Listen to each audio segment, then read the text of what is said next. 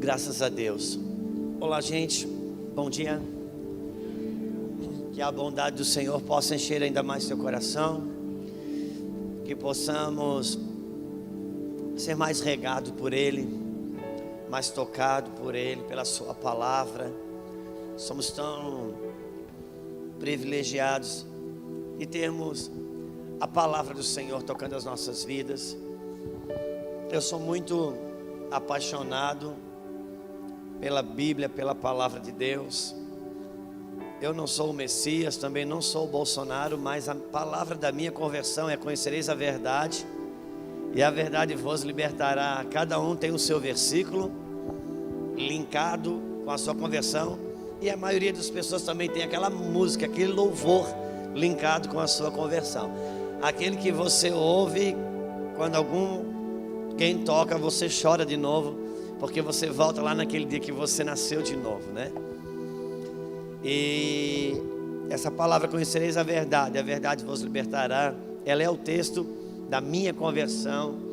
Como eu me converti dentro da igreja católica, ela tem muito significado para mim, porque eu tive que descobrir as demandas do mundo católico, que leva o nome de Deus e que não tem Deus ali. Eu tive que, pela graça de Deus, sem ajudas de pessoas do universo evangélico, eu tive que aprender dentro da minha casa, com a Bíblia da minha mãe, o que era e do que não era. O que é uma coisa difícil, só o Espírito e a palavra pode fazer. Por isso que a religião, ela é tão nociva, porque se você descobre que o Evangelho é leite e a sua xícara está cheia de café, é fácil. Você vira a xícara, joga o café todo fora e enche de leite. Por isso que para o macumbeiro, quando ele se converte, é mais simples. Eles viram a xícara toda fora e enche de leite. Mas quando você é criado na religião, você tem uma xícara cheia de café com leite. Por isso que o apóstolo Paulo, ele começa dizendo o seguinte: o reino de Deus não é comida e nem bebida, ele é justiça, paz e alegria no Espírito. Ele não começa dizendo que o reino de Deus era, ele começa dizendo que o reino de Deus não era. Você não começa descobrindo o reino de Deus sob a perspectiva do que ele é, mas começa descobrindo aquilo que não é, que levava o nome de que era. Por isso que às vezes se gera muita confusão, porque a pessoa começa a descobrir o que não é e já cria um seminário sobre o reino de Deus para pregar o que é, e ela ainda não sabe o que é, ela está descobrindo o que não é. E assim a paternidade e outras coisas. É bom se desenvolver naquilo que é, para quando abrir a boca sobre o que não é e sobre o que é. Aí você já tem o quadro, pelo menos o básico, para a gente se desenvolver dentro de uma verdade. E essa palavra, conhecereis a verdade vos libertará, ela é significativa demais para mim. Eu amo a palavra de Deus. Quando eu fui expulso da igreja católica, vocês não sabem por que eu fui expulso. Entre tantos marcos, teve algumas coisas que foram marcantes. Como eu denunciei a idolatria, o bispo enviou o Monsenhor Gensino. Para quem não sabe o que é Monsenhor, ele é o representante imediato do bispo. Ele veio na reunião para me expulsar, porque eu estava denunciando a idolatria. Então ele me chamou de bibliólatra. Isso foi maravilhoso para mim, porque ele disse: você também é um idólatra, você é um idólatra da Bíblia. Eu digo: tem algumas coisas que não é ruim. O libertador que nunca ganhou um caribinho de rebelde, ele precisa reavaliar a sua capacidade. Não, isso não é verdade. Quer dizer, mas é bom estar aqui. Aqui eu me sinto muito em casa. O apóstolo Cristiano e a querida Leila, eles muito rápido me deixaram muito em casa, né? Eu tenho dito aquelas coisas. Meu pastor, né, o apóstolo Luiz Hermínio, ele diz que todo O pregador tem um caderninho de heresia, eu tenho o meu também.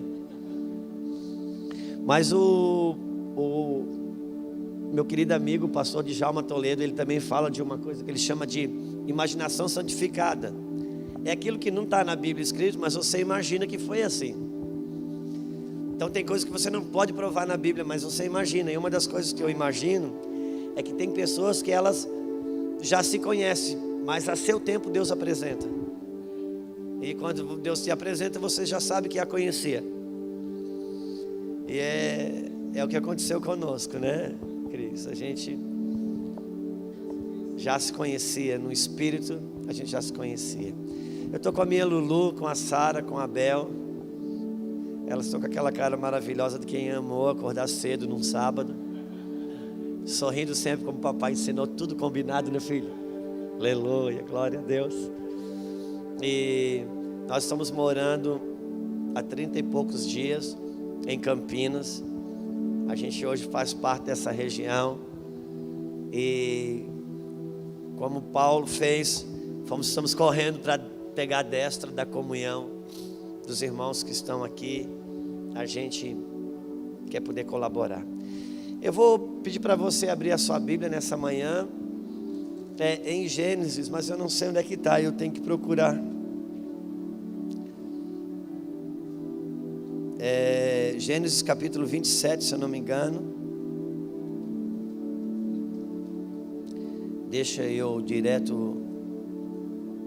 É porque me veio ao coração. É Gênesis capítulo 30, perdão, versículo 37.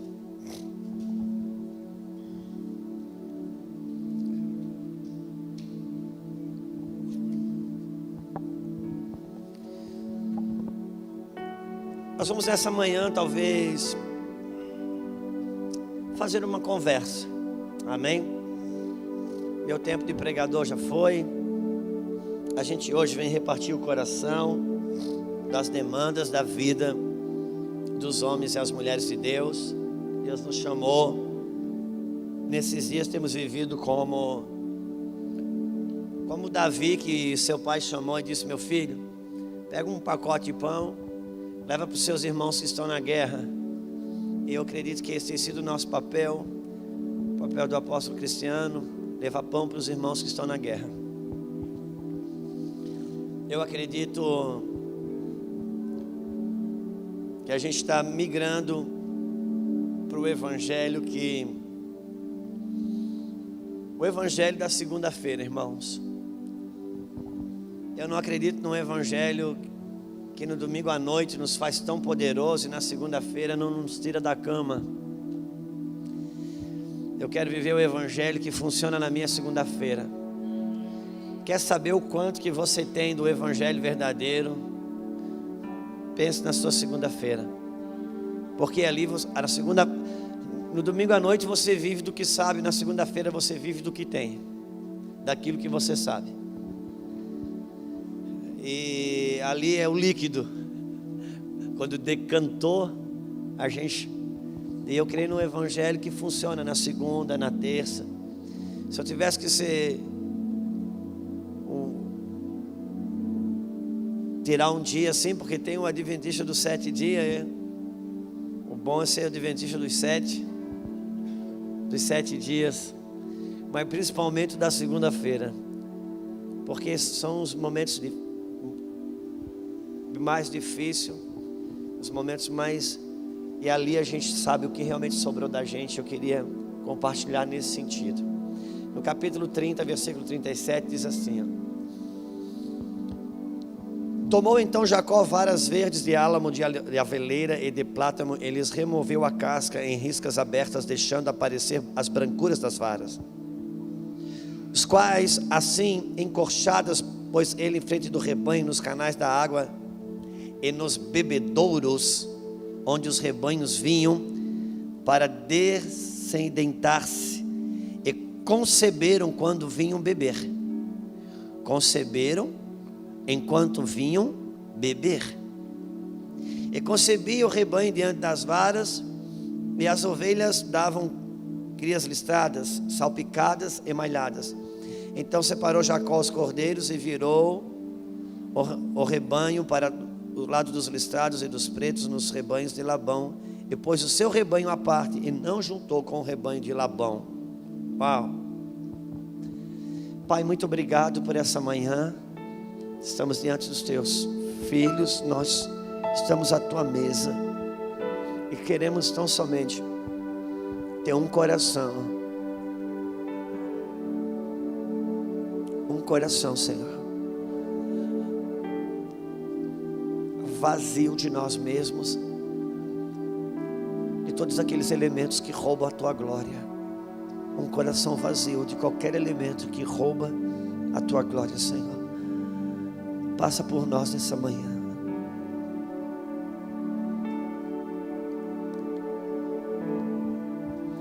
Eu li esse texto só para fazer a aplicação ilustrativa que eu enxergo nele, que talvez isso, pela graça de Deus, possa vir se tornar alguma literatura nossa. Eu tenho para mim que nós vamos escrever talvez um livro que vai ganhar o título de Efeito de Jacó. O efeito de Jacó é um efeito que Deus estabeleceu. Você sabe, por isso não li o texto todo, que Jacó, quando estava na escola de Labão, para se transformar no Israel de Deus, importa, irmãos, sabemos que tudo na Bíblia aconteceu muito rápido, ou a gente lê muito rápido, mas tudo isso é muito processual. Aquele templo que levou 40 e tantos anos para fazer, Jesus disse assim: em 3 dias eu destruo e reconstruo. Estava falando da sua morte e ressurreição, que se deu teoricamente em 3 dias, mas isso é processual. Quando nós nos batizamos, nós temos plena certeza que naquele momento que o nosso corpo é submerso na água, eu sepultei a minha natureza antiga, e no momento que eu saio da água, eu ressurjo pela uma nova vida em Cristo. Aquilo é uma fração de segundo, mas nós sabemos que na nossa vida prática é um desenvolvimento processual. Amém?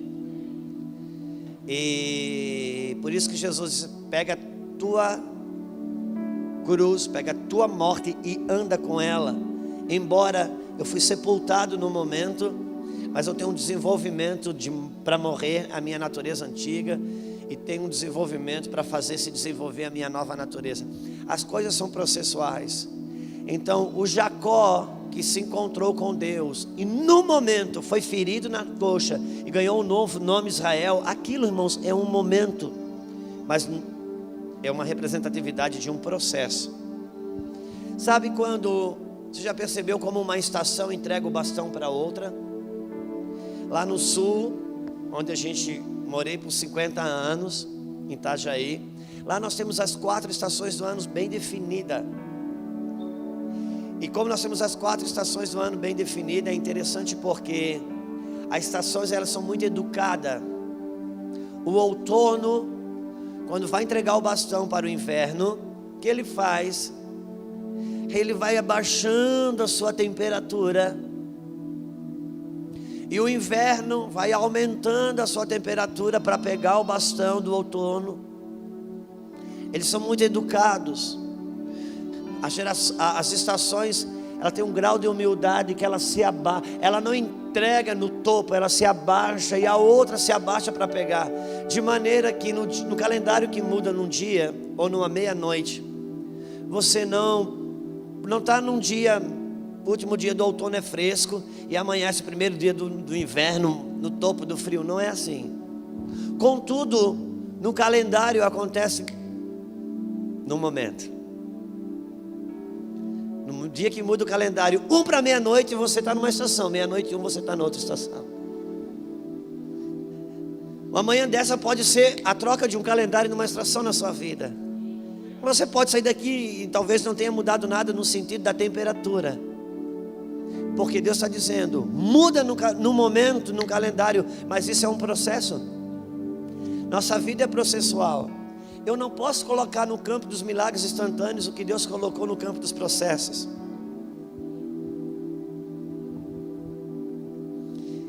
E o efeito de Jacó, o Jacó que se transforma no Israel de Deus, Deus dá ele tem uma palavra no seu interior que move ele, uma sabedoria do céu que move ele.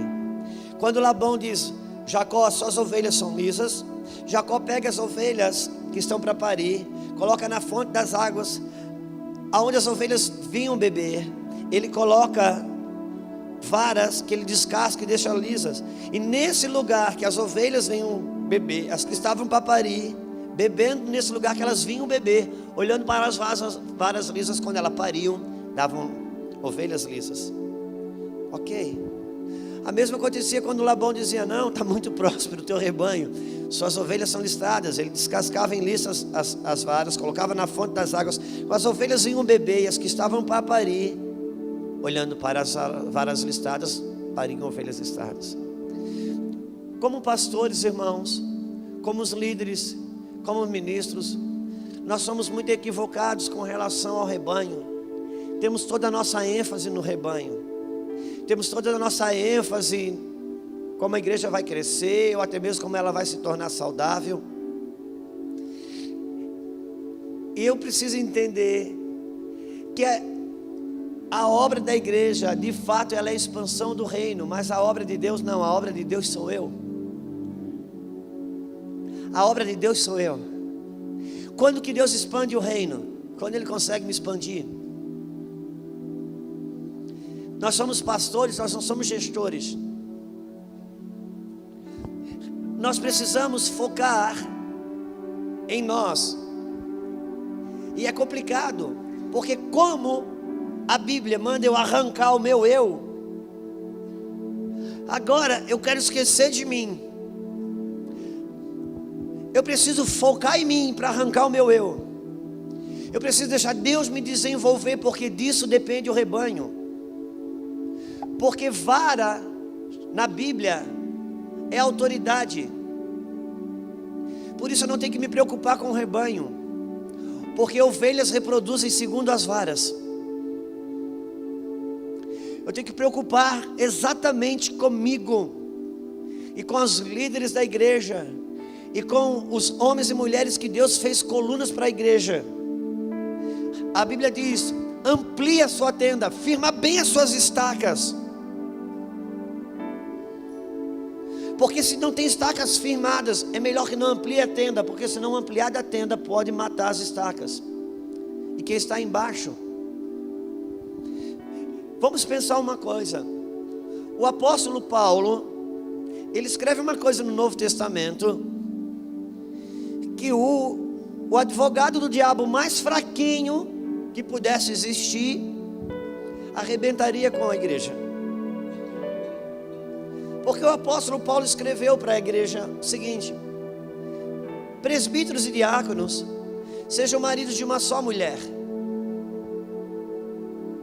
Se isso é uma constituinte, você não precisa de um bom advogado para estabelecer que quem não é presbítero e quem não é diácono tenha quantas mulheres quiser. Isso é uma questão de lógica, de constituinte. Amém? Tá tudo bem, gente? Vocês estão me olhando assim, eu estou ficando com vergonha. Pense se isso fosse parte de uma constituinte. Presbíteros e diáconos sejam maridos de uma só mulher. Quem não é presbítero, quem não é diácono, não estaria transgredindo a lei. Mas nós sabemos que não é assim, porque a premissa da nova aliança é a monogamia. É Cristo casando com uma única esposa, e isso estabelece o padrão para a igreja. Só que precisa entender como Paulo funcionava. Não havia o Novo Testamento ainda. Paulo passou pregando o evangelho aos gentios, com poder de cura e milagres. Onde ele passava, nascia uma igreja. Se ele era preso, nascia uma igreja na cadeia. Se ele entrava no navio, nascia uma igreja. O navio afundava, mas a igreja nascia. Onde ele passou, nasceu igreja. Pessoas cheias do Espírito Santo, cura, milagres, sendo batizados, sem ter a doutrina, para criar parâmetro. Não havia o Novo Testamento. E naquele dia, havia 3 culturas que era o tripé cultural daqueles dias. O que era? A cultura grega, que pregava a poligamia, a cultura romana, que andava de braços dados com a poligamia, e a cultura judaica, que era extremamente machista. Quando Paulo começa a liberar o poder de Deus sobre a nova aliança, Espírito Santo batizando pessoas, quando ele olhava no culto, o cara com 5, 6 esposas, os filhos tudo ali, tudo servindo a Deus. Como é que faz agora? Aquilo era resultado de uma conversão, aquilo é resultado da pregação do Evangelho. E Paulo vai orar a Deus. Paulo visitou o terceiro céu para saber coisas profundas sobre casamento. 1 Coríntios 7, irmãos, quanto mais fala sobre as demandas matrimoniais, o versículo mais importante, ou um dos mais importantes, é o versículo número 1, que eles, irmãos, acerca do que me vos escrevesses, ou seja, Paulo foi buscar a Deus, porque havia muitas demandas em Coríntios, porque principalmente Coríntios, a igreja estava cheia de marido com 5, 6 esposas. Aí como é que faz? Dá a ceia, não dá a ceia? Ele vai orar a Deus, Deus fala assim: Paulo, não preocupa com o rebanho. Paulo, não se preocupa com a massa, você não vai mudar o povo. Presbíteros e diáconos, sejam maridos de uma só mulher, porque se você fizer isso, é uma questão de tempo para a monogamia atingir toda a massa, porque ovelhas reproduzem segundo as varas. Nós não temos que estar tão preocupados com o rebanho. Você precisa estar preocupado com o seu desenvolvimento como vara, porque quando as ovelhas vêm beber ali nas suas águas, elas olham para você e reproduzem. As que estão para parir vão reproduzir segundo o que estão vendo. Por isso, desenvolver você e me desenvolver é elemento número 1. Só que a gente faz milhares de reuniões toda hora pensando no povo. Irmãos, pastor não pode pensar na igreja a partir da igreja, porque senão você se torna um gestor. Eu preciso pensar na igreja a partir de mim. Se eu penso a igreja só a partir da igreja, eu pego o microfone no domingo à noite, eu digo: gente, você precisa ser fiel ao culto. Dá uma chuvinha aí, ó, só porque está chovendo, já veio só a metade. Primeiro, já escuta quem veio. O xixi já é para quem veio, embora direcionado para quem não veio, mas quem se molha, quem veio. Por causa de uma chuva só veio a metade. Quando você pensa em igreja a partir da igreja, você esquece que talvez você está ali, só veio porque é pastor, senão você ficaria em casa. Quantos cultos, irmãos, que a gente só vai porque é pastor? Se dependesse da gente, a gente ficaria em casa. Se eu penso igreja a partir de mim, quando eu pegar o microfone, eu vou dizer: Deus abençoe a sua vida pela sua fé, que apesar da chuva você veio, você teve motivos para não vir, mas você está aqui. Você não escutou a tua alma, você não escutou os seus problemas. Você viu que embora com motivos ou sem vontade de estar talvez aqui nesse lugar, mas você priorizou a Deus. A minha oração é que Deus abençoe, responda segundo a sua fé e mude as circunstâncias que lhe deu motivo para não vir, mas você escolheu vir, porque esse é o meu sentimento com relação a mim. Mas quando eu penso em igreja, a partir da igreja, eu quero fazer uma empresa funcionar e dar resultado. E a igreja, irmãos, ela não é um mundo corporativo. Eu não posso pensar a igreja como um mundo corporativo, porque a igreja não é corporativa. A igreja é um corpo, a igreja é orgânica. Por isso eu não posso ter estratégia de multiplicação, porque a igreja é orgânica. Ela não pode crescer por multiplicação, ela tem que crescer por nutrição. Você não precisa mandar crescer o que você alimenta. Mas como ovelhas reproduzem segundo a vara, vão crescer e vão se desenvolver conforme eu cresço e me desenvolvo.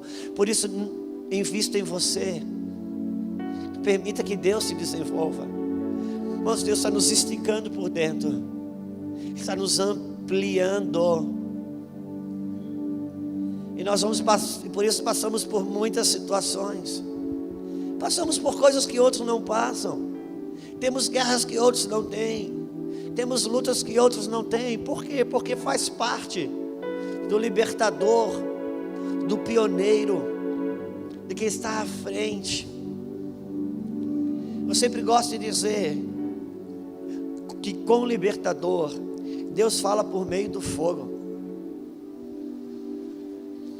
Por isso que quando Jesus transfigura-se, duas pessoas aparecem, Moisés e Elias, porque são dois libertadores.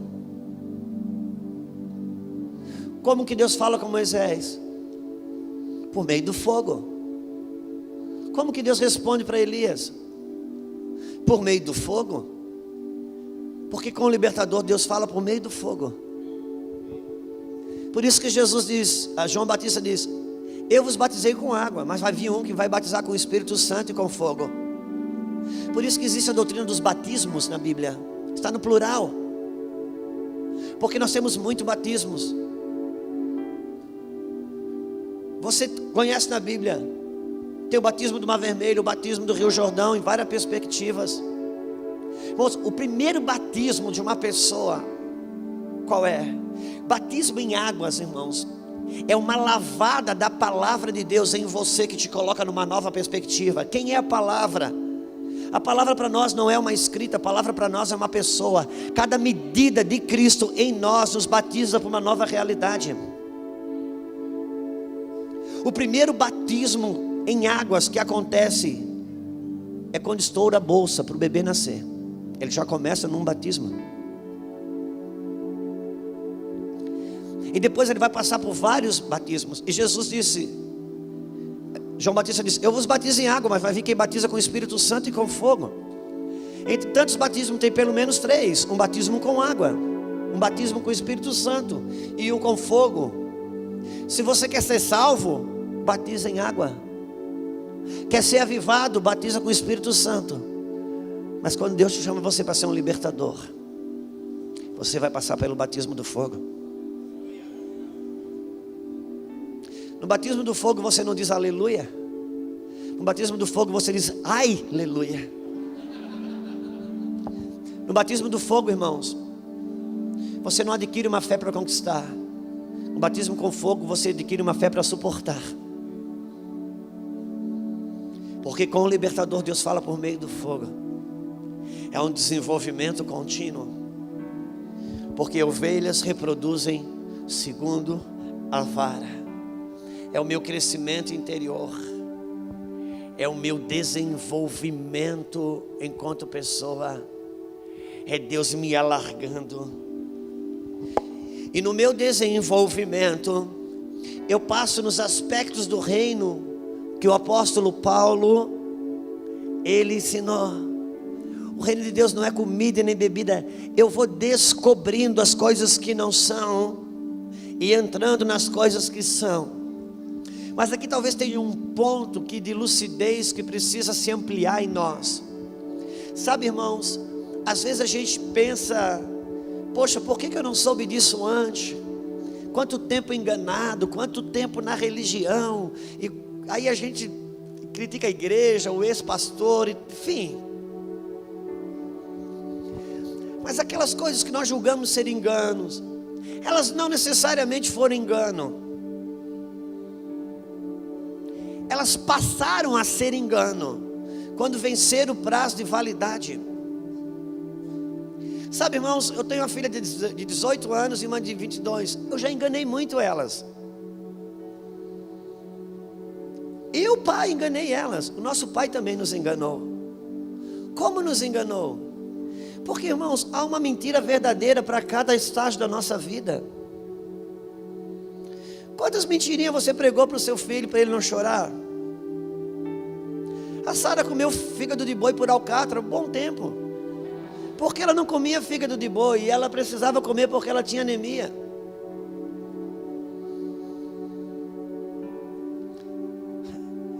O que eu quero dizer com isso? A gente viveu algumas coisas que a gente creu. Por que Deus não mostrou antes que estava errado? Porque de alguma maneira aquilo nos protegeu.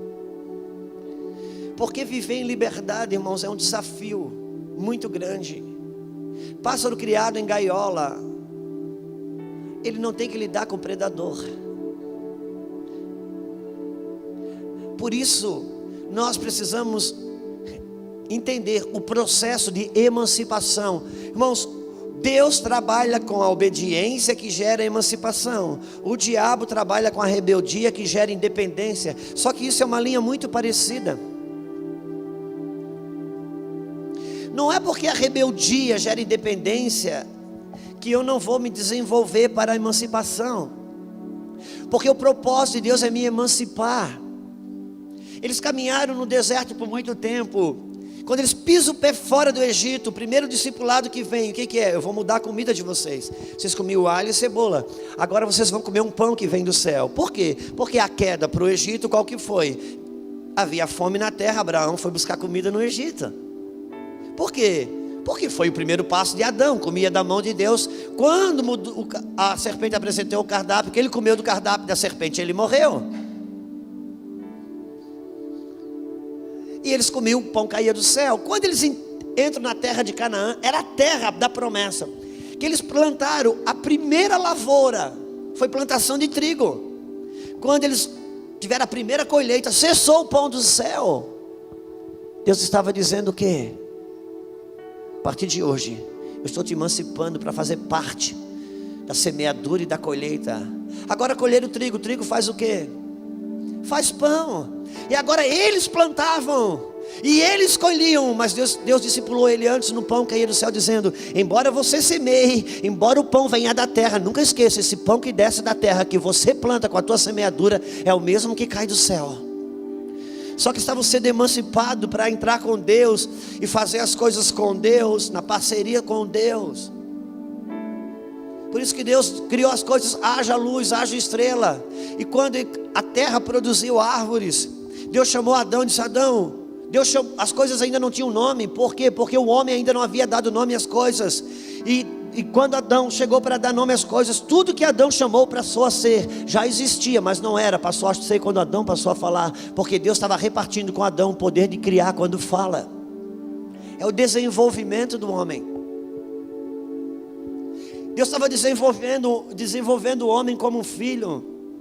Você já parou para pensar que Adão não pôde ser pai no jardim do Éden? Por que não pôde ser pai no jardim do Éden? Porque ele estava aprendendo a ser filho. E quando ele se desata de Deus sem aprender a ser filho, resolveu ser pai. O que aconteceu? Os seus filhos brigaram, começaram a competir na célula, e um matou o outro. Por isso, não existe apostila para te ensinar a ser pai. A apostila para ensinar a ser pai é aprender a ser filho. Porque filho faz o que vê o pai fazer. Deus vai nos desenvolvendo. E algumas coisas que eram a verdade deixam de ser verdade, e a gente pensa: poxa, mas um dia eu tive como verdade, hoje tem que ter como mentira. E porque Deus não muda, mas Ele se move. A palavra de Deus não muda, mas ela se desenvolve. Por isso que Jesus diz: olha, ouvistes o que foi dito, eu porém vos digo. E Ele disse: eu não vim mudar essa palavra, eu vim mostrar o quanto que ela se desenvolveu para você. Por isso que para alguns dos seus irmãos ela está dizendo aquilo, mas para você ela já diz isso. Senhor, até quantas vezes eu devo perdoar o meu irmão? Até 7. Sim, Pedro, talvez para Judas, para Tomé até 7, mas para você não. Porque eu estou desenvolvendo você num nível de autoridade, de liderança. Mas o irmão perdoou 7 vezes, o Senhor deu nota 10, eu perdoei 7, ganhei 3, porque para você, Pedro, o 7 não é mais uma verdade, é uma realidade para você, porque eu estou te desenvolvendo. Quantos entendem o que estamos falando? E por que é difícil me desenvolver? Porque eu não me desenvolvo quando eu me desato das coisas do diabo. Eu me desenvolvo quando eu aprendo a me desatar das coisas de Deus que já venceram, para pegar as coisas de Deus que entraram em tempo de validade. Qual o problema maior da igreja hoje? É não compreender o tempo que está vivendo para ela. E quando que eu vou compreender o tempo de dar uma resposta para o coletivo? Quando eu entendo o meu tempo no indivíduo, no particular. Quando Deus vai me desenvolvendo, algumas coisas mudam. As verdades não mudam, mas elas evoluem, elas se desenvolvem. E cada vez que eu evoluo com ela e me desenvolvo com ela, cada vez que eu me desloco com ela, porque Deus não muda, mas Ele se move. Quando eu me desloco com ela, quando eu me desenvolvo com ela, eu entro numa nova jurisdição. E quando eu entro numa nova jurisdição, eu preciso aprender a me mover nesse novo. Por quê? Porque se mudou a jurisdição, mudou as leis. E qual é o meu maior problema? É que quando eu respondo bem para Deus numa medida, e Ele muda a minha medida, Ele estica a minha medida, Ele me desloca para uma nova jurisdição. Quando eu entro lá, eu quero ser exitoso nela, com as mesmas leis da jurisdição anterior, e não dá certo. Por quê? Porque quando muda a jurisdição, muda as leis. Tem coisa que aqui podia, agora não pode, e aqui não podia, e agora pode. E nessa hora eu esbarro naquilo que Deus me ensinou. Nessa hora, o meu adversário já não é mais o diabo. O meu adversário passa a ser o próprio Deus.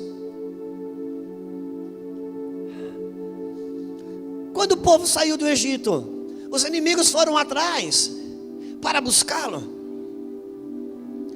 Quando o povo entrou em Canaã, os inimigos estavam na frente, eram gigantes a ser derrubados. Quando eles saíram de Canaã, se eu estou ainda lidando com o diabo que está querendo me trazer de volta para o Egito, eu não estou nas guerras do reino. Eu estou nas guerras do reino, ganhando mente de governo, me desenvolvendo com o senhorio de Cristo. É quando eu preciso derrubar os gigantes. Vamos derrubar os gigantes, ó Deus. É claro que aquele gigante que Elias derrubou, externo, não era um gigante físico, não era um homem grande. Tudo isso é pedagógico, tudo isso é didático. Aquilo era o desenvolvimento do Davi. Davi, irmãos, ele não podia sentar na mesa com seus irmãos. Davi era tido como um filho bastardo, separado. Quando Samuel vai na casa dele, traz os filhos para a mesa. Jessé trouxe todos os filhos. Deus falou, não são esses. E Samuel, Deus, eu imagino Samuel essa hora, cara, que tino profético para entender isso. Jessé não tem mais nenhum filho, não tem um lá fora. Eu não posso botar ele na mesa, porque os irmãos dele não deixam ele entrar aqui. Agora os irmãos estão na guerra. Davi, pega esse pacote de pão e queijo, leva para os irmãos que estão na guerra. Aí Davi olhou para aquele pão e disse, cara, dá pão para o meu irmão, nunca pude sentar na mesa para comer com eles. Nunca me deixaram sentar na mesa para comer. Nunca me deram um prato de comida. Tive que comer no curral com as ovelhas. Nunca pude sentar nessa mesa. E agora, ele me manda entrar numa guerra para dar comida para os irmãos que não deixam comer com eles. Isso é um gigante que ele derrubou. Porque quando você vai vencendo as suas rejeições, quando você vai vencendo as demandas de rejeição, de negatividade na sua vida, os gigantes vão caindo. Isso não tem a ver com uma pedrada.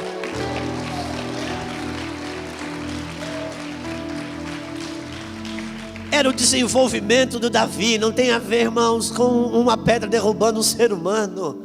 Era Davi se agigantando aqui dentro. Quando você vai vencendo os processos de rejeição, de marcas negativas, você nem precisa ter passado por abuso, você não precisa nem ter passado. Basta, meu irmão, você está vivendo no mundo de Adão, apagado da luz de Deus, que você tem muita coisa para vencer. E quando a morte e a ressurreição de Cristo entra em você, um processo agora começa de Deus se esticar, Deus se desenvolver. Agora Davi derruba um gigante porque ele venceu a rejeição dos irmãos. Agora Saul está atrás dele. Saul quer matar Davi, cara. Por que Saul quer matar Davi? Porque ele ajudou. Cara, ele ajudou. Num dia ele deu vitória para a nação. No outro dia tinha que ir embora da nação por causa disso. Quando começaram a mostrar quando começou a tocar uma música numa rádio que tinha Israel, uma canção estourou. Saul matou 1000. Davi matou 10.000. Quando Saul ouviu aquela canção, ele demoniou. Davi foi um libertador até ali. A partir do momento que Saul começou a ouvir o que estava falando com Davi, que libertou, irmão, ele migrou de libertador para rebelde no mesmo instante.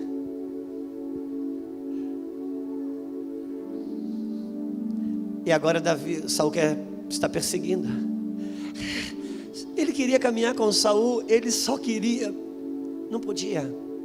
Então ele tem a oportunidade de matar Saul. Ele corta um pedaço do pano para provar para Saul: não tenho nada contra você, eu o amo. Deixa eu derrubar gigantes para proteger você. Você é o rei para mim. Não teve jeito. Agora ele está sendo expulso e fugido de Saul. Quando ele bate, ele sobe a cidade de Nob. Irmãos, ele sobe, ele não desce. Sobe a cidade de Nob. E ele diz o seguinte: não tem nenhuma arma aí que você possa me arrumar, que eu saí desprevenido. E o sacerdote Ameleque diz: não tem nenhuma arma que não seja a lança do Golias, o gigante que você derrubou. Uau! Quando venceu a rejeição dos irmãos, derrubou o gigante. Quando venceu a rejeição de uma figura de autoridade, tomou a lança do gigante. Era o desenvolvimento interno daquele homem. Seus níveis de autoridade. Quantos entendem o que estamos falando? Seu desenvolvimento interno para governar. Por isso que quando Davi estava na caverna de Adulão, ele era um líder no meio do povo. Quando ele larga a caverna de Adulão para assumir Judá, ele era um líder à frente do povo. E quando ele abre mão de Judá para assumir Israel, ele era um líder acima do povo. Porque ele derrubou o gigante, cortou a cabeça do gigante, tomou a lança do gigante. Seus níveis de autoridade. Agora, o que Deus mostrou no Davi físico e externo é a ampliação do nosso homem interior, para que as ovelhas, quando vêm beber aqui, estão para parir, olhando para você, reproduzem segundo a sua grandeza, segundo o seu desenvolvimento. Porque ovelhas reproduzem segundo as varas. Então eu preciso trabalhar para me desenvolver em Deus, no Espírito, na minha maturidade, mais do que focar no rebanho.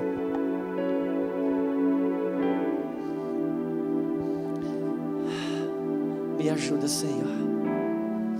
O Senhor está trabalhando para a sua expansão, o seu desenvolvimento. A gente tem crise porque as pessoas não são compromissadas. A gente tem crise porque as pessoas não são fiéis. A gente tem crise porque as pessoas não respondem. Não foca nas pessoas, foca no seu desenvolvimento, para suportar, para cobrir. Porque na medida que Deus se desenvolve, Ele aumenta a tua patente de autoridade. E a própria igreja vai te dando um reconhecimento e uma autoridade que você pedindo não tem, mas desenvolvendo ganha. Por isso que Ana, uma vez por ano, ia visitar Samuel em Jerusalém, no templo. Todo ano ela levava uma túnica. Por quê? Porque o menino Samuel crescia. Se Ana chegasse lá, todo ano ela chegava com um palmo de túnica maior, pelo menos. Se ela chegasse lá com aquela túnica que ela fez, ela mediu um ano mais ou menos. Ele deve ter crescido o quê? 12 centímetros. Chegava lá com uma túnica de 12 centímetros a maior. Chegou lá, Samuel não cresceu, está do mesmo tamanho. Volta a túnica. Porque a túnica aumenta se você cresce.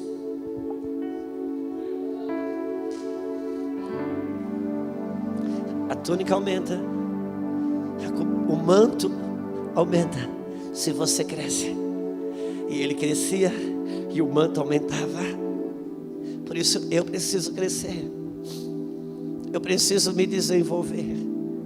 E na medida que eu vou crescendo e me desenvolvendo, meu maior adversário já não é o diabo. mas é o próprio Deus. Porque Deus me deu algumas coisas para uma fase da minha vida, da minha maturidade, do meu tempo espiritual. Quando eu vou respondendo, Ele me joga para uma nova realidade. E essa nova realidade me introduz uma nova jurisdição. E nessa nova jurisdição as leis mudam.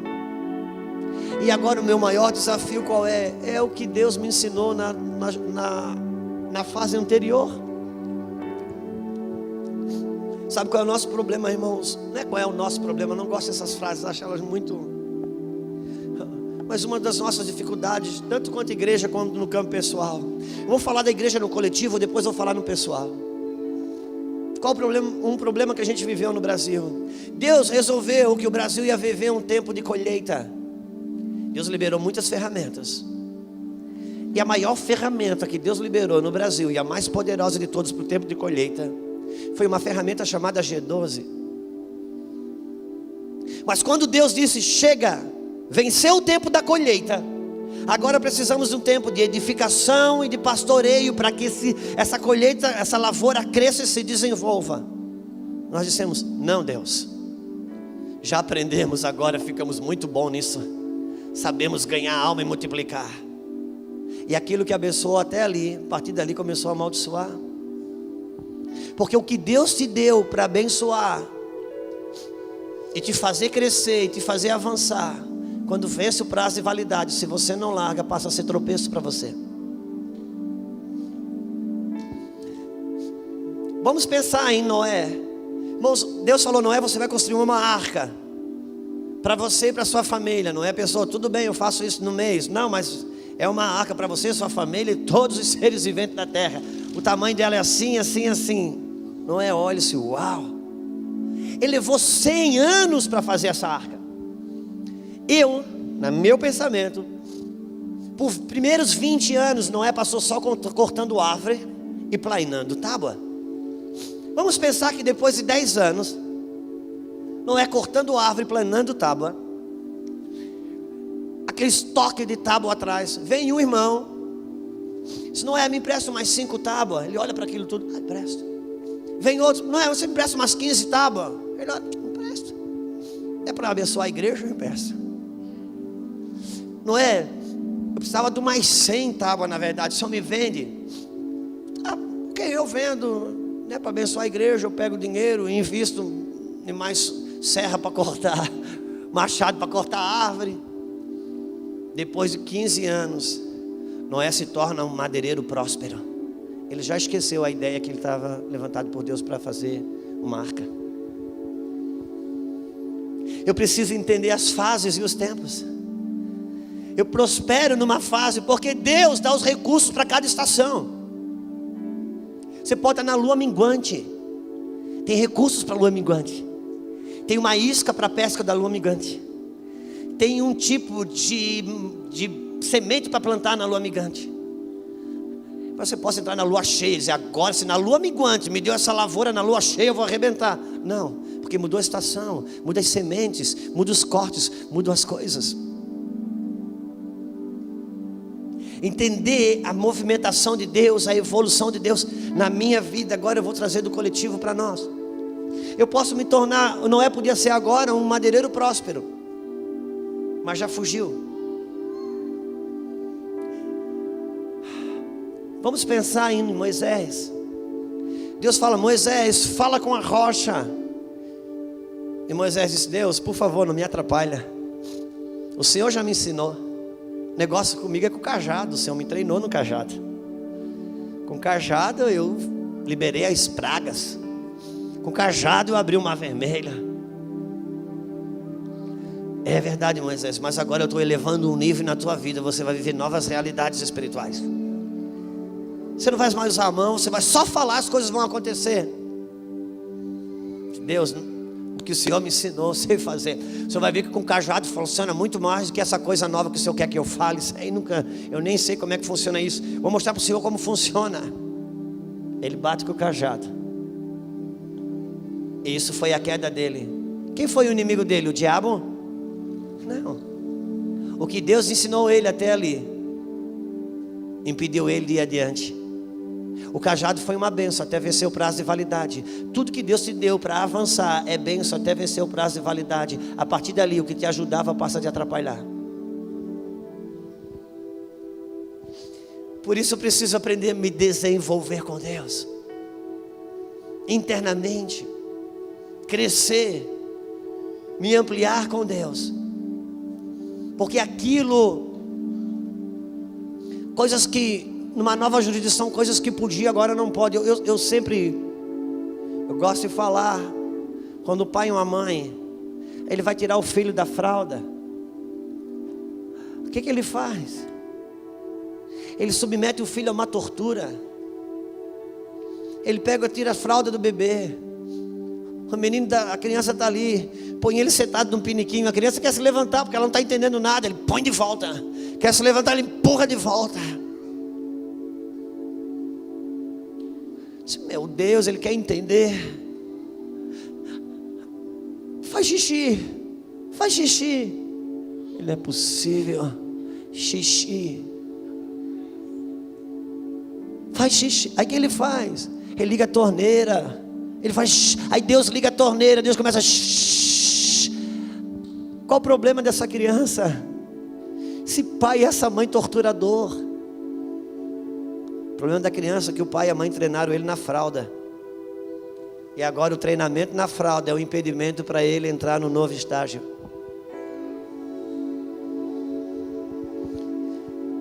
O que Deus me treinou, eu a você, na fralda, não serve para o xixi no piniquinho. Mas ele tem que ficar ali. O pai e a mãe submetem ele àquilo ali, é tortura. Nunca que ele vai imaginar que aquilo é amor de pai e mãe. Nunca que ele vai ler aquilo como amor. Mas chega uma hora, tão pressionado que ele fica, ele aprende a obedecer, ele fica ali. Meu Deus, não está acontecendo nada. Isso não é possível que seja vontade de pai e mãe que me ama.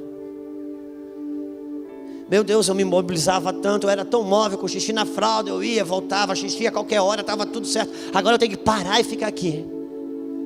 Chega uma hora, vem a vontade, ele faz xixi no piniquinho. Meu Deus, o pai e a mãe soltam fogos, artifícios, eles fazem festa, não é assim? Como que a vontade veio? Obedecendo. Porque quando Deus te introduz uma nova realidade, você não começa sentindo vontade, você começa obedecendo. Aleluia. Você começa obedecendo. Para mim, aprender o real sentido da palavra desenvolver foi tão significativo para mim. Porque para mim desenvolver era você se envolvendo com mais coisas cada vez mais. Só que esse não é o sentido da palavra desenvolver. A palavra desenvolver é melhor entendida como se você pensar na palavra desfazer. Porque existe a ação de fazer e desfazer. Desfazer é você desfazer o que está feito. Esse é o sentido da palavra desenvolver. A palavra desenvolver, ela vem no sentido de desenvolver. Deus, quando me desenvolve, Ele me desenvolve a partir do momento que Ele me desenvolve. O que esse pai e essa mãe estavam fazendo com essa criança? Desenvolvendo ele da fralda e envolvendo ele no piniquinho. E amanhã desenvolve do piniquinho e envolve no baciozinho. E assim é que Deus trabalha conosco, nos desenvolvendo de coisas que estamos envolvidas, para nos envolver com novas realidades. Qual é o problema da falta de desenvolvimento? Que estamos envolvidos com as mesmas coisas há tanto tempo. Não é possível que depois de 10 anos, o mesmo irmão que me atribulava na igreja 10 anos atrás, ainda me atribula hoje. Será que eu ainda não me desenvolvi desse irmão? Porque ele não vai mudar. Será que o outro tem que mudar para mim estar desenvolvido? Isso não é desenvolvido. Quando Deus ressuscita Lázaro, Jesus ressuscita Lázaro, ele diz: Lázaro, vem para fora. Como que Lázaro vai vir para fora? Lázaro estava todo enfaixado. Vir para fora era ressuscitar. E Lázaro ressuscitou, mas não mudou nada, ele está morto e ressuscitado, porque estava todo enfaixado. Então Jesus diz, olha para a igreja e diz: agora desenvolvei-o, desatai-o. Porque ressuscitar, Jesus ressuscita, mas o desenvolvimento compete a mim. Eu ainda estou enfaixado em coisas. Não basta estar vivo, precisa se desenvolver.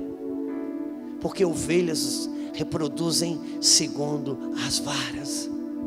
E por isso que Deus está nos desenvolvendo do processo de ser líderes. Está nos desenvolvendo dos processos de ser coordenador. Está nos desenvolvendo no processo de ser diretor. Para nos envolver naquilo que Ele chama de paternidade, que é o seu modelo de liderança. Por quê? Porque não existe nenhum outro tipo de liderança que trabalha para o menor ser maior que ele. Não tem. Líder não trabalha para o menor ser maior. Chefe não trabalha para o maior ser menor. O gerente não trabalha para o menor ser maior que ele. O diretor não trabalha para o menor ser maior que ele. Só tem uma pessoa que trabalha para o menor ser maior que ele. Quem? Pai. Por isso que eu não tenho nem um segundo grau e tenho uma filha fazendo 2 faculdades ao mesmo tempo. Porque só pai se alegra em ver o menor ser maior que ele. Porque, irmãos, deixa eu lhe dizer uma coisa. Oh, meu Deus, eu esqueci de apresentar você para todo mundo aqui, André. O André é um pastor em Brusque, um pai maravilhoso, escritor de vários livros na área da família, um mestre, um pastor, um cara fantástico, lá do sul, vizinho da minha cidade. Você pode ganhar uma pessoa para Jesus, irmão. Discipular ela, fazer ela crescer, ajudar ela, mas pode ser que essa pessoa que você ganhou para Jesus, lhe arrancou um monte de demônios dela, gastou madrugadas com ela. Pode ser que ela tenha uma medida maior que a sua. Maria estava grávida de Jesus. O Senhor disse: leva Maria, vai na casa de Isabel. Por que, Senhor? Vai aprender com Isabel. Isabel também está grávida. Mas eu estou grávida do Messias. Vai aprender com Isabel, porque você está com 3 meses de gravidez. Isabel já está com 6 meses. Isabel está mais adiantada no processo. Isabel já é experiente, vai lá. E Maria foi aprender com Isabel. Maria viu o parto. Maria aprendeu como se corta o cordão umbilical com Isabel. Maria aprendeu com Isabel a dar o primeiro banho. Porque Isabel estava mais adiantada no processo. Ok, isso é verdade. Só que a medida que estava dentro de Isabel, de Maria, era muito maior do que a medida de Isabel. Quando os dois geram, Isabel gera, Maria gera, aquele que foi aprender no ventre da sua mãe, aprender com João Batista que estava no ventre da sua mãe, mais tarde esse que ensinou disse: importante que eu diminua e que ele cresça, porque a medida dele é maior que a minha. Você pode ganhar uma pessoa para Jesus. Você pode fazer coisas na vida dela tão poderosas, mas a medida dela pode vir a ser maior que a sua. Se você for líder, você só aceita ela chegar na sua medida. Passou dali, ela é rebelde. Se você for pai, ela pode crescer toda a plenitude da sua medida, e você vai se alegrar. E não é simples, e não é fácil. Porque se você não é pai, você vê competição. Se você é pai, você vê expansão, o seu braço estendido. É assim que é a oferta. Imagina, se eu dou uma oferta para o pastor André. Eu tenho uma colheita. Se ele resolve pegar essa oferta e ofertar para o pastor aqui, uau, eu já tenho 2 colheitas. E ele não come a semente, ele passa e semeia nela. Uau, eu já tenho 3 colheitas. Na igreja lá nós temos o hábito de dar coisas. E quando um irmão chegava no pastor Luiz Hermínio com todo o coração e botava um relógio de 10 mil reais, ou 20 ou 30, sei lá, aqueles relógios caros que às vezes colocava no braço do Luiz Hermínio, lá na primícia. Às vezes dava meia hora, na frente daquele irmão, o pastor Luiz Hermínio dava para outro. Aquele irmão ficava ofendido, ele botou todo o sentimento de honra dele ali. Por ele, Luiz Hermino não dava. Ele teria uma colheita, Luiz Hermino dando, ele já tem duas. E por que ficou ofendido? Tem gente que vem oferta na igreja e depois fica vendo onde é que o pastor aplica o dinheiro. Se estiver aplicando de uma forma que ele não quer, ele deixa de dizimar. Porque ele não deu. Irmãos, uma vez que eu dei, já não é meu. Não importa o que os outros façam. Se eu me ofendo porque ainda é meu, é eu ainda querendo controlar o meu dinheiro na mão do pastor com relação à igreja. Quando tem alguém perto de mim que vai crescendo mais, sou eu esticando, sou eu crescendo, mesmo que saia de forma traumática, de forma errada, amanhã estiver frutificando lá, ainda é meu fruto. Alguém da teologia veio me dizer que Elias fez 7 grandes milagres e que Eliseu fez 14 grandes milagres, e justificando que Eliseu pediu porção dobrada, e mostrava pela Bíblia os 14 milagres, os 7 milagres de Elias e os 14 de Eliseu. Ao meu ver, Elias não fez 7 grandes milagres. Ao meu ver, Elias fez 21 grandes milagres. Porque Elias fez Eliseu, e Eliseu fez quem?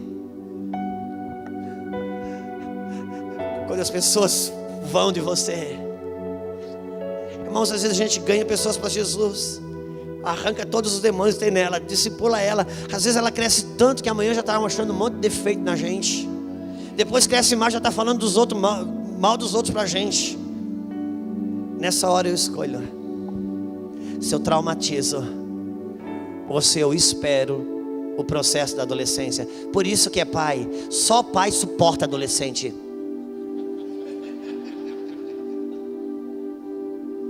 Trabalha para o filho deixar de ser criança. Quando chega na adolescência, adolescente só pai suporta.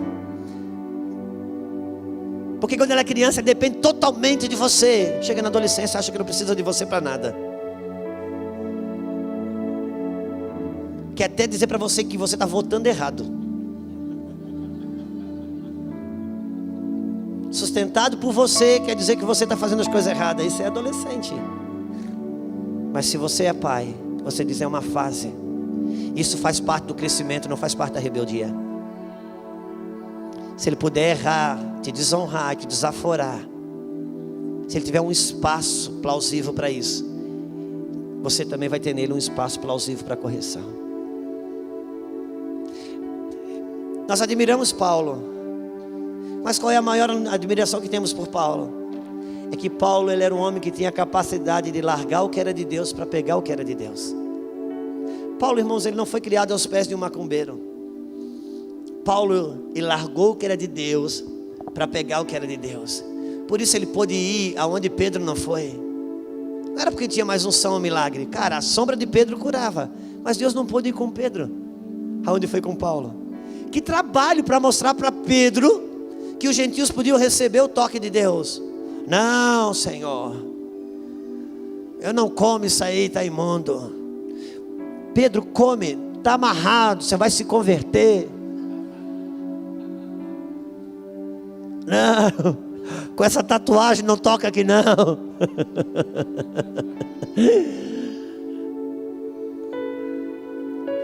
Paulo, ele tinha uma capacidade de largar o que era de Deus para pegar o que é de Deus. Mas por que Paulo pode ser Paulo na sua plenitude? Por causa de um homem chamado Barnabé. Quando Paulo se converte, ninguém quis Paulo. A igreja não quis Paulo. Paulo teve que congregar sozinho. Ninguém queria Paulo. Qual é o nome do homem que eu esqueci? Barnabé. Barnabé, vem cá, Saulo, pode deixar, eu cuido de você. Gente, deixa Paulo, eu vou pegar. A igreja falando: olha, se ele não se converteu, Barnabé, ele vai matar você. Agora, se ele se converteu, os outros que eram dele antes vão matar você também. Pode deixar. Imagina discipular um Paulo da vida, cara. Pensa que prova você discipular um Paulo. Irmão, pergunta para esse homem aqui o preço que é discipular um cristiano. Agora imagina discipular um Paulo. Cara, vai discipular um cara como um cristiano. Fala uma coisa mais ou menos, você fala do céu mesmo. Só que daí, o que acontece? Daqui a pouco, numa viagem missionária, o Marcos não aguenta o repuxo, na metade da viagem volta embora. Deve ter deixado Paulo numa situação muito difícil. Na próxima viagem, Paulo já se levanta e diz: Marcos não vai. E o Barnabé disse: vamos levar ele. Não está pronto não. Não aguenta o repuxo, não está pronto. Comigo não vai. Paulo, vamos levá-la. Nós dois fortes. Ele se desenvolve no meio do caminho. Não, esse cara vai deixar a gente na mão. Não faz mal, cara. Vamos lá, vamos apostar nele. Não, se ele for, não vou. Não, mas ele vai, Paulo. Não, então vai com você com ele, porque então eu vou com o Silas para o outro lado. Então vai, pode ir, cara. Eu fico com o Marcos, eu cuido dele. Eu fiz isso com você, por que eu não posso fazer com ele? Mais tarde Paulo escreve: manda Marcos para mim, agora é útil. Está crescido, está maduro. Por causa de quem? Por causa de Paulo, não por causa de Barnabé. Por isso que você vê em Atos dos Apóstolos escrito Barnabé e Paulo, Barnabé e Paulo. Chega uma hora, Paulo e Barnabé. Barnabé não teve problema com isso. Você vai ter filhos, Paulo, quando você puder ser um Barnabé. O Hélio Cristiano, opa, sem problema, está sentado, de boa, aleluia. Eu preciso me desenvolver, irmãos, crescer internamente. Eu preciso me desapegar da fralda, me desenvolver. Quando eu cresço, quando eu me desenvolvo, o Senhor aumenta minha patente e autoridade, meu raio de ação, minha jurisdição. Só que quando Deus me insere numa nova realidade, eu preciso ter paciência, porque eu vou ter que aprender a andar nela. E o que eu preciso aqui? Preciso saber? Não. Se é novo para mim, eu não sei. E isso é uma das coisas que eu tenho que aceitar. Se Deus me introduz uma nova realidade, eu sou inexperiente para ela, eu sou calouro para ela, eu sou novato para ela, eu sou bom, forte, experiente para aquela anterior, mas para essa eu não sou. E o que eu preciso aqui? Eu preciso de humildade. Por quê? Eu preciso de humildade para aceitar ter notas baixas aqui. Eu não vou ter as mesmas notas que lá. Mas se eu preciso ter nota alta, o que eu faço? Eu volto para aqui. Fico no andar rebaixado, mas pelo menos eu estou em boas notas. E não cresço e não me desenvolvo. Não, quando Deus me introduz em algo novo, aqui, irmãos, eu vou apanhar tudo de novo. Aleluia. Eu vou cair para uma nova, eu vou entrar numa nova realidade. Eu ouso dizer, no Campeonato Brasileiro, os times da Série B, quando os 4 primeiros times da Série B, no ano seguinte, eles são promovidos para a Série A. E os 4 últimos colocados da Série A, no ano seguinte, é promovido para a Série B. Irmãos, você precisa ver, apóstolo Cristiano, o dezembro dos 4 primeiros times da Série B, e o janeiro dos 4 primeiros times da Série, desses 4 times na Série A. Irmão, dezembro é festa, é torcida aplaudindo, é autógrafo, é foto. Janeiro, eles estão na Série A. Naquele ano eles não trabalham para ser campeão. Naqueles anos eles trabalham para não ser rebaixado.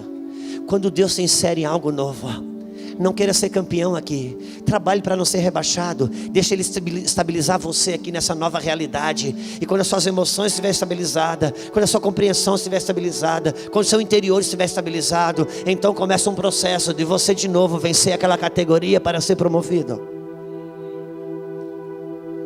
Mas se eu ainda gosto muito do aplauso, da festa, naquele ano eu procuro um time da Série B para continuar aqui sendo festejado.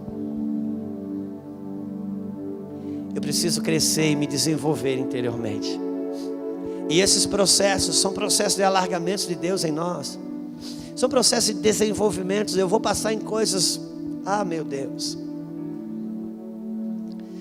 o Senhor me desenvolvendo, compreendendo as estações, compreendendo as novas realidades da minha vida. Irmãos, por que a gente está sofrendo tanto na igreja? um dos grandes motivos é que a gente hoje está trabalhando com as mesmas ferramentas que foram proveitosas no passado e agora não são. Quem está há muito tempo dando curso de casados para sempre sabe o que eu estou falando.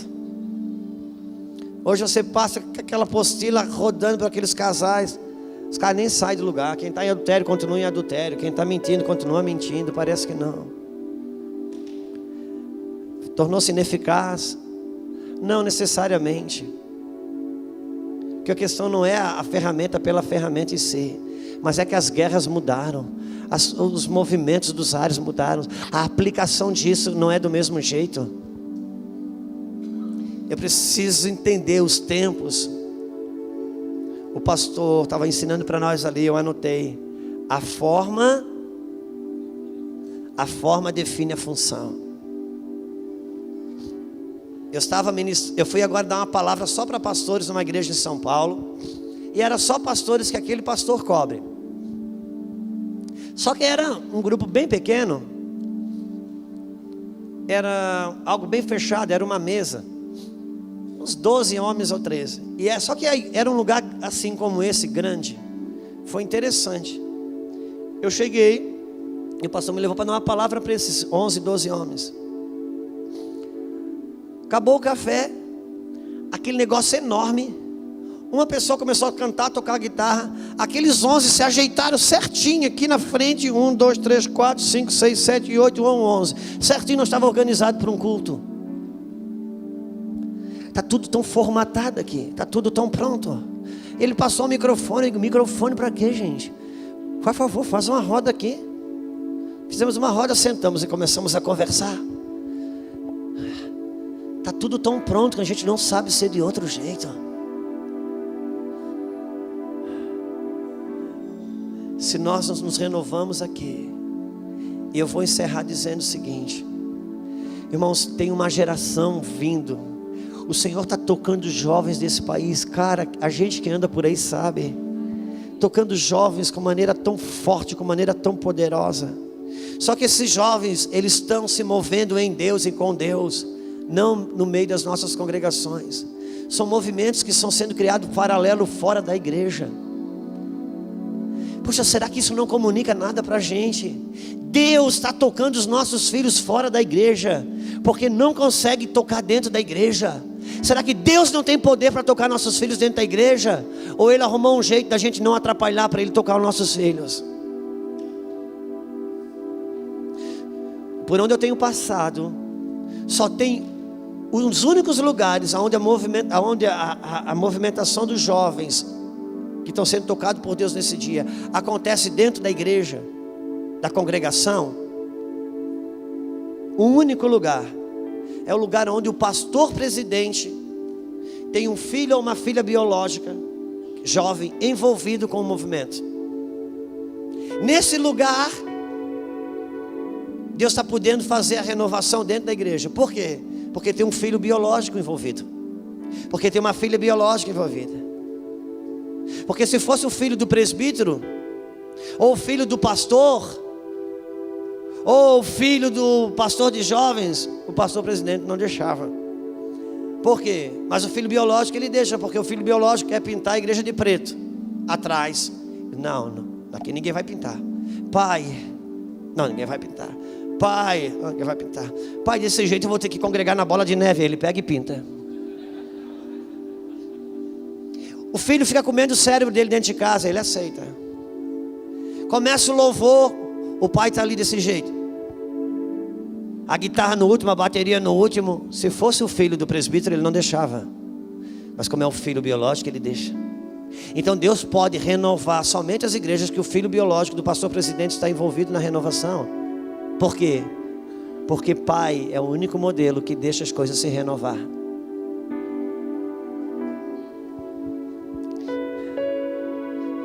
A gente não aceita o modelo de paternidade, se permite renovar. Por quê? Porque são jovens, cara. Eu quando eles tocam lá no Mevan, meu Deus, eu fico pensando, cara, por que essa guitarra tem que ser dessa altura? Em nome de Jesus. Enquanto os outros adoram, eu estou repreendendo a gente. mas eu preciso deixar. Por quê? Porque esses jovens, irmãos, jovens, sois fortes e já vencesse o maligno. Os jovens chegam em Canaã, porque quem entrou em Canaã foi uma geração jovem. Toda a geração velha, Deus matou. O único velho que tinha lá quem era? Josué e Caleb. E quando Josué começa a desenhar o mapa, Caleb dá uma olhada assim, já viu que Josué já aposentou Caleb, não ia ter pedaço de chão. E para aí, rapaz. Para aí que eu tive há 40 anos atrás, eu tive mapeando essa terra. Conheço cada palmo de chão aqui. Eu tenho muita experiência. E quero te dizer mais, estou apto para entrar com essa geração jovem aqui. Por quê? Porque com o mesmo vigor que eu tinha 40 anos atrás, eu estou agora. Porque os jovens sozinhos não tomam terra de Canaã. Velho também não toma terra de Canaã, irmãos. O que toma Canaã é uma geração jovem, irmãos, dada com uma geração que não envelhece. Caleb é símbolo de uma geração que não envelhece. Caleb é símbolo de uma geração que se renova. Eu não estou falando que se moderniza, eu estou falando que se renova. Se atualiza em Deus. Precisamos nos atualizar no Senhor. Entender as guerras, entender os processos de Deus em nós. Porque, irmãos, ovelhas. Por isso Deus, nesses últimos anos no Brasil, tem se aplicado a isso. Mesas de pastores estão sendo instauradas. Para quê? Para que possamos crescer internamente. Tinha uma reunião de pastores aqui agora, uma roda de pastores. Aquela ali é mais importante. Essa reunião de pastores é mais importante, porque, irmãos, ovelhas reproduzem segundo as varas. Nós precisamos crescer. Eu vou falar algo aqui, depois você julgue. Eu estou dando números, posso estar exagerado ou não, mas eu não estou muito longe. 80% do problema de todos os pastores de igreja, 80% dos problemas dos pastores de igreja, o que é? Uns membros de igreja. Irmãos, membros de igreja não pode ser mais o nosso problema. A gente precisa se envolver com as causas de Deus, com os problemas de Deus. Os nossos problemas são sempre alguém da igreja. A maioria dos nossos problemas, pastor que está em crise porque alguém levou uma meia dúzia embora. Pastor que está em crise porque alguém foi lá no Facebook e arrebentou com ele. Pastor, irmãos, a gente sempre está em crise por causa de algum irmão da igreja. Mas se eu crescer, se eu desenvolver, pessoas não vão ser tanto um problema para mim. Porque nossa luta não é contra a carne nem. Uau! Deus deu uma amostra tão grande para a igreja brasileira. Irmãos, Ele põe no trono quem Ele quer, Ele derruba quem Ele quer. Então, se Deus derruba quem Ele quer, por que não arranca essa pessoa da igreja de uma vez? Eu vou terminar. Eu quero terminar de verdade dizendo: tem três tipos, assim, basicamente, grosseiramente falando, tem 3 tipos de pessoa na igreja: pessoa que é mão, pessoa que é coração e pessoa que é cabeça. Irmãos, tem pessoa que é mão. Sabe aquela pessoa que é mão para toda obra? Aquela pessoa que quando o pastor quer uma tarefa muito bem executada, chama ele, mas ele só é mão. Ele não tem coração. Se ele chega cedo, ninguém pode chegar tarde. Se ele limpa, ninguém pode pisar em cima. Ele é um pinheiro, não nasce ninguém em volta dele. É horrível, mas ele é pau para toda obra. É assim, é mão. Você já pensou esse e aquele? Ok, tudo bem. Tem aquela pessoa que não tem cabeça, não tem mão, mas tem coração, já viu? Ele chega com uma família para o pastor Cristiano: olha essa família, pai ou a mãe, 5 crianças, lá debaixo da ponte, eu trouxe para cá, a gente precisa cuidar, né? Eu falei que eles podiam dormir aqui essa noite, tá, irmão? Ele vai dormir essa noite aqui, amanhã amanhece esse dia, essa família aí dentro, como é que a gente faz? Ele tem coração, mas não tem cabeça, sabe? É fantástico. Então, quando tem aquele crente chato que precisa ser ouvido sempre a mesma coisa, leva para esse irmão, porque ele tem coração. Agora tem aquela pessoa que não tem mão, não tem coração e não tem cabeça, só tem cabeça. Essa que é a pessoa que só tem cabeça é aquela pessoa crítica da igreja, aquela que vive dizendo o que ela faria se ela fizesse alguma coisa. Aquela pessoa que critica você em tudo. Aquela pessoa que você pergunta, cara, por que não vai embora? Não gosta de mim, não gosta do culto, não gosta do louvor, não gosta do horário do culto. Cara, por que fica aqui e vai embora? Essa pessoa você pode orar à vontade, ela não vai. Ela não vai. Irmão, Deus deixou o diabo matar tudo na vida de Jó. Aquela pessoa que disse amaldiçoa o teu Deus e morre, essa Deus não deixou matar. O diabo acabou com tudo na vida de Jó. Só sobrou a esposa. Quando ele for para casa, agora eu vou entrar dentro de casa, vou acabar com a mulher dele. Quando ele chega, ele escuta uma conversa: amaldiçoa o teu Deus e morre. Eu digo, eu vou deixar essa. Essa aí pensa coisa que nem passou pela minha cabeça. Minha parceira. Esse tipo de pessoa, irmão, critica, não vai embora da igreja, porque Deus segura ali, porque é ela que me treina, ela me aperfeiçoa. E quer saber, tem muitas das críticas delas que é verdade, eu só não aceito porque é ela dizendo. Ela me treina, ela me aperfeiçoa, porque as pessoas em minha volta que menos mudam são as que mais me ajudam a mudar. Essas pessoas não vão embora. Essas pessoas nos treinam, nos fazem crescer. Por isso o Senhor está nos desenvolvendo. Aplique-se no seu desenvolvimento. Não fuja de uma mesa de discipulado. Não fuja de uma mesa de mentoria. Ai, mas eu não encontro um pai. Irmãos, pensa bem se você está em busca de um pai ou de um pastor. Porque quem busca exclusivamente pastoreio se frustra com a paternidade. Porque pastoreio tem a ver com cuidado e paternidade tem a ver com destino. Eliseu entendeu paternidade. Quando o manto de Elias caiu, ele pega a mão no manto e diz assim, vai no Rio Jordão e dá no Rio Jordão, diz, cadê o Deus de Elias? Entendeu paternidade. Senão ele diria, cadê o Elias de Deus? Cadê o Elias de Deus que não me visita mais? Quando Deus tira Davi da caverna de Adulão para assumir Judá, quantos irmãos da caverna de Adulão dizendo, poxa, Davi não é mais aquele cara simples, aquele cara humilde, sentava comigo para conversar, as primeiras cadeiras aqui eu ajudei a comprar. Se crescesse junto com Davi, estaria governando Judá. Mas não se relacionou com Deus e Davi, se relacionou só com o Davi de Deus. Deus dá um tempo, o Elias para mim, até que eu me conecte. Irmãos, quem busca só pastoreio se frustra com a paternidade. Por quê? Porque pastoreio tem a ver com cuidado, paternidade tem a ver com destino. Não perca uma mesa de mentoria. Não perca uma mesa de discipulado. Eu vou encerrar. Eu vou encerrar para que a gente ore, para que a gente se submeta a um coração que se desenvolve em Deus, para que a gente gere uma mente de governo. Jesus, Ele não é Senhor de ovelhas Ele é pastor, Ele é Senhor de senhores.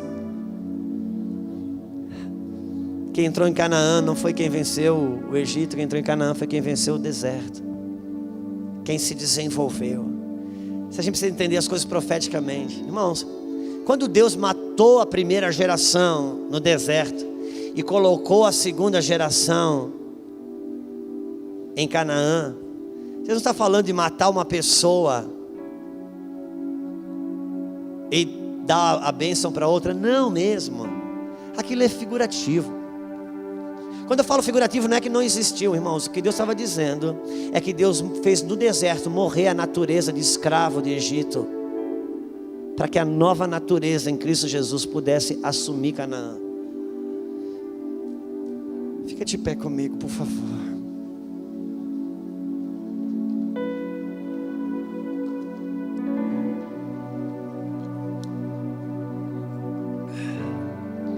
Isso só tem um objetivo.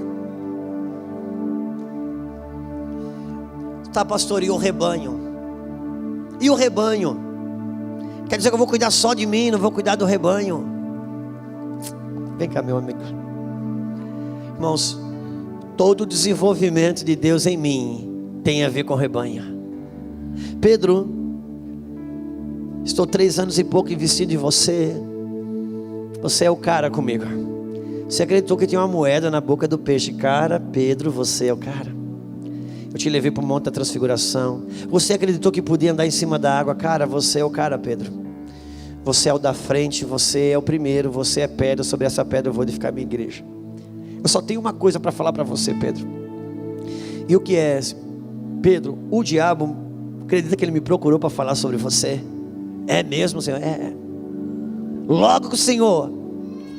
E o que ele queria? Ele queria peneirar você como um trigo. E o Senhor pegou ele aqui, ó, amassou eles. Não, eu entreguei você para ele.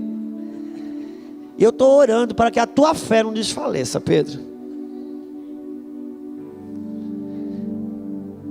Cada peneira que você passar, Pedro, como um trigo. Primeira peneira vai ficar os cascalhos, a segunda peneira vai ficar os caroços. Cada peneirada dessa, a primeira peneira vai ficar, Pedro, a tua religiosidade. A segunda peneira vai ficar o teu legalismo. A terceira peneira vai ficar os seus caprichos. A quarta peneira vai ficar o seu orgulho. A quinta peneira vai ficar... Pedro, cada vez mais você vai ser purificado e refinado, até que por última peneira sobre só a fé, Pedro, porque o justo viverá da fé. Tá, Senhor, tudo eu e o povo. Porém tu, quando te converteres, depois dessas muitas peneiras, fortalece os teus irmãos. Todo o tempo ele estava pensando na igreja. Como? Porque se ele puder purificar, refinar Pedro, os irmãos estão fortalecidos. O processo de Deus, irmãos, em nós, é que os nossos irmãos sejam fortalecidos. Cada peneira dessa, você vai querer fortalecer quem você quer matar. O Senhor está nos aperfeiçoando. Pedro, você viu que você é tremendo, hein? Você bombou esse tempo todo, você na frente. Eu só tenho uma coisa para falar para você, que eu estou indo morrer e vou embora. E você vai ficar na frente. A última coisa que eu quero dizer para vocês, que eu já sei, Senhor, o Senhor me botou como líder, eu sou o chefe de todos, eu sou o melhor. Não, a última coisa que eu tenho para você, falar para você que você não se converteu ainda, mas porém quando você se converter, fortalece os seus irmãos. Diga, ah, Senhor, eu andei sobre as águas, eu pesquei peixe aqui.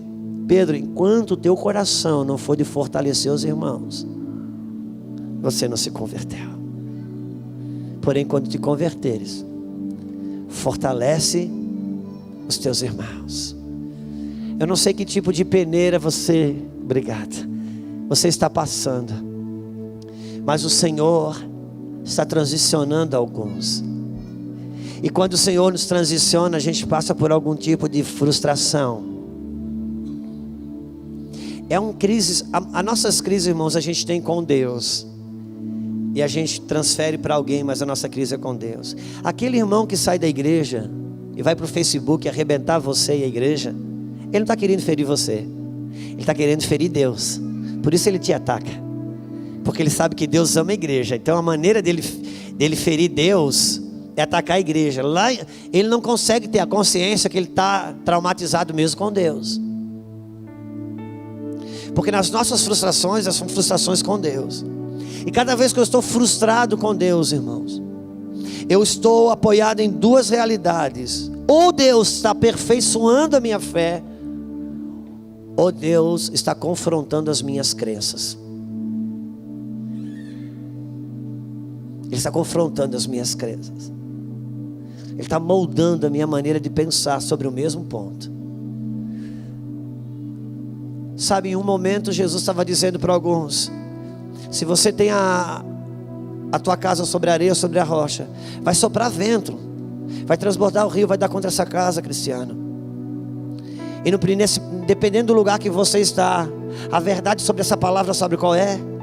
Ventos, rios dando contra essa casa. É a diversidade, as situações contrárias, as situações que vêm de fora para dentro, ataques do inimigo.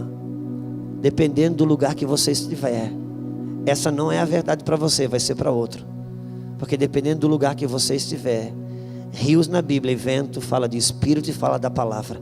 É Deus dizendo que o próprio Deus, com a sua palavra, que o seu Espírito vai dar contra essa casa, para ver qual é o nível de base de rocha que ela tem. Uma mesma coisa vai estar falando uma coisa para um e vai estar falando para outra. E se Deus estivesse rompendo as minhas crenças sobre só adversidade e me levando para outro lugar, Ele me confronta, eu entro num choque, porque Ele está me desenvolvendo internamente, Ele está me fazendo crescer. E quem não passa pelas peneiras, quem no Brasil não admite? Quantos pastores que estão aqui que tem domingos que, se ele pudesse fazer um clone para mandar no lugar dele no culto, faria? Quantos de nós às vezes estamos encorajando pessoas a viver o que a gente não tem mais coragem de viver? Hipocrisia? Não, a gente foi chamado para isso, mas o Senhor está nos desenvolvendo. Já que você ficou até agora, dê mais 5, 7 minutos em oração comigo. Se você entende que de alguma maneira essa palavra visitou algum lugar no seu espírito, que você entendendo algumas coisas no seu interior, você pode, se quiser, sair do seu lugar. Vamos orar. Vamos orar. Tenha liberdade. Oh Espírito.